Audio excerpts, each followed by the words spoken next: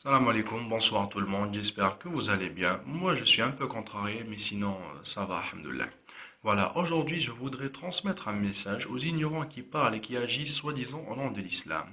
Je voudrais leur dire que l'islam est une religion de paix, de bonté, d'humilité, de compréhension, mais aussi de sagesse. La façon dont pensent certaines personnes et aussi les commanditaires de l'attentat survenu aujourd'hui à Paris est erronée. Certes, il a insulté le prophète sallallahu alayhi wa sallam, il a fait une caricature sur lui, il s'est attaqué à notre religion. Mais est-ce une raison pour le tuer? Vous comme moi, vous savez que notre religion, que notre prophète sallallahu alayhi wa sallam, que nous avons des ennemis. Alors dites-moi, au nom de quoi vous parlez? Et quel est le message que vous avez essayé de faire passer aujourd'hui, si ce n'est ternir et salir la réputation de notre religion? En plus de ça, vous leur avez donné raison. Rasoul sallallahu alayhi wa sallam a connu bien des périples durant son parcours, et une caricature à côté de ça, ce n'est rien.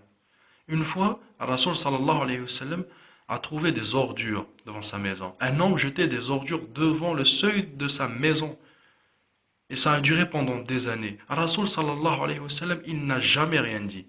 Une fois, il est sorti de sa maison et n'a pas trouvé d'ordures. Alors il a demandé, mais où est cet homme? On lui avait dit qu'il était tombé malade. Tout de suite après, Rasoul sallallahu alayhi wa sallam est parti lui rendre visite. Mais quel homme? Sallallahu alayhi wa sallam est parti lui rendre visite. L'homme lui a dit, avec tout ce que je vous ai fait, et vous êtes venu quand même, vous êtes venu me rendre visite. Après ça, il a dit, Ashhadu anna la ilaha illallah wa ashhadu anna Muhammadan Rasulullah. Une fois, un homme a insulté Rasul sallallahu alayhi wa sallam devant Sahaba. Un Sahaba radiallahu anhum allait frapper cet homme. Rasul a dit, attendez, attendez. L'homme a dit, j'ai lu, j'ai vu et j'ai lu toutes vos qualités dans la Torah. Mais celle-ci, je voulais la voir de mes propres yeux. Après ça, il a dit, Ashhadu anna la ilaha illallah wa ashhadu anna Muhammadan Rasulullah.